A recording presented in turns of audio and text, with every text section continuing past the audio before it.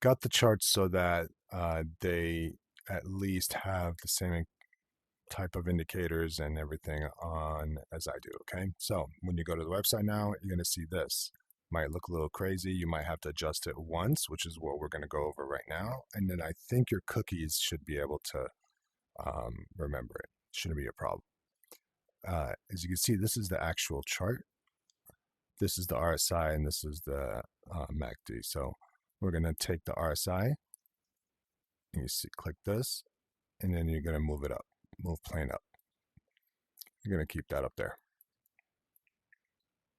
Okay. Now the MACD, I'm just going to kind of bring it down, squeeze it, give a little space here.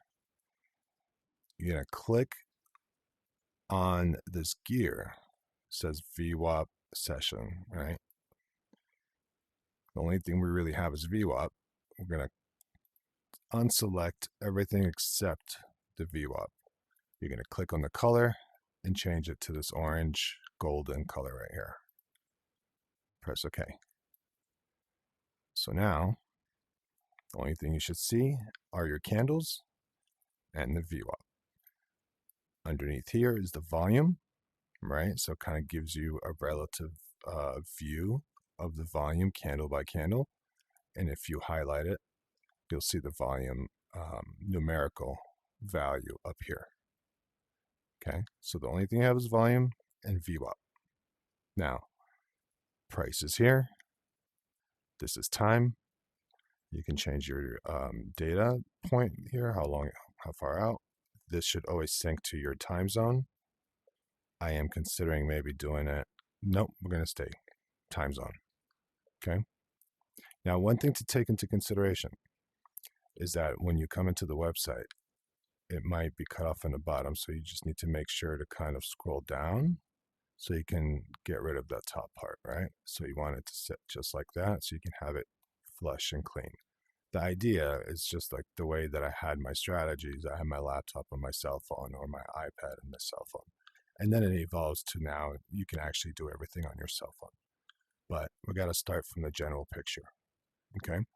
Now, on the left side, we have, so these are static, these never change. This allows you to easily kind of maneuver different corners of the market to be able to see various aspects of it without kind of interfering with anything else. You have your earnings, which changes on a weekly basis. So by Monday, you'll be able to see all of the earnings that we are looking at closely, and it specifically ties into our options strategy. So charts is here. Calendar is going to change live in regards to whatever's on deck. So as soon as a earnings is announced, we'll have that and it'll go to the next company. Now, what I'm trying to do is make it so it's a tabs that we click and we'll be able to see every single one individually on this window only. Now, the cool part is that if you click on the actual stock, you'll be able to see where we're at. So you can see that you can make sure that your technical analysis matches, and you guys can always kind of double check and ensure that you didn't make a mistake. Now, next is options. Any kind of option strategy that is implemented will be here. You can click on here, you'll be able to see it on option strat. Like for example, this one, PayPal, 15% loss. Now, everything's calculated based on one contract, okay? So it's not based on position size, but the bare minimum, which is one contract. Now, Google, for example, click on that. That's an 11% profit. So for the option side of the strategy, this is how we keep an eye on everything really easily, okay, no matter which broker we're using. Market view, self-explanatory, lets you see kind of an overhead of everything. Social, we're going to make it a little bit easier to see, but the idea is we're going to have just the TV here so that any time that I am trading, my charts are being followed live on here. So we can kind of bypass a lot of the streaming companies, services, people advertise right away. Anytime, come to the website, go to the thing, you'll see me right there. That easy. Okay. But and we'll make it a pop out so you can adjust it. It's good to remember that if you ever are trying to move a chart and it seems kind of like out whack, you can just kind of hover over the side right here and you just press auto data. It definitely helps. Now, if you take it off, then it'll be able to move it around. But if you have auto data on, it's going to lock it in you, right? It's not going to let you pull it. So that's one thing to take into consideration. The watch list is here. There is going to be various things are going to be added, and it's always discussed, but there's going to be a static, always the static list. And then you guys will all have a copy of course, the main watch list. The first thing I always do also is like, boom, bring this one down.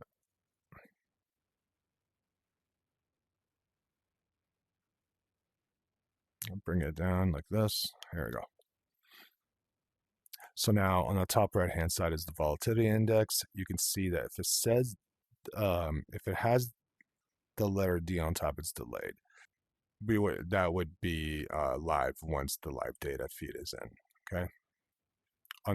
This is all of the important economic events that's going to happen, so nobody's going to ever have an excuse in regards to not knowing when is what happening, including CPI or whatnot. So it's always going to be on the right hand side. Okay. If you ever want to add more indicators, you can always do it on the top. You can also favorite other types of price points, like line, for example. Same thing with the time. I recommend also doing 2-minute,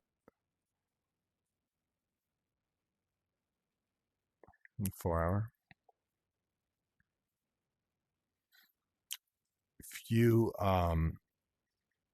click this, you can actually add another symbol to compare, and it will have an overlay of that symbol's price point right on top. So that's sometimes useful for certain things. I don't personally use it, but it's there. On the left-hand side is all the drawings. This is the art. So remember, indicators are pre-programmed systems that are constantly either measuring, they're measuring various things. Okay. On this side is all of the actual drawings that you yourself would enter into the chart. So the top is all the lines. You definitely want to make sure that you use Ray anytime you want to use some kind of trend line, just because it has an infinite point B. And then when it comes to the Fibonacci, definitely not what we use. So you need to ensure that you click on it, go to the gear, and you take out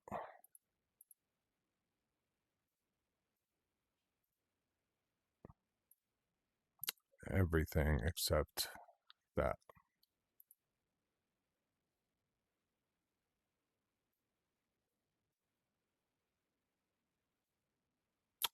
All right. And then you can do the colors in your own way and such, or you can just take the colors off. But once you click on a drawing tool that you can actually place on the chart, you see that how an auto toolbar pops up. And from there, you can easily kind of go in the gear and change the colors, or take out the colors completely by just taking out the opacity. But really all you need is to make sure that you have the 50 to 0.382 and the 618. All right.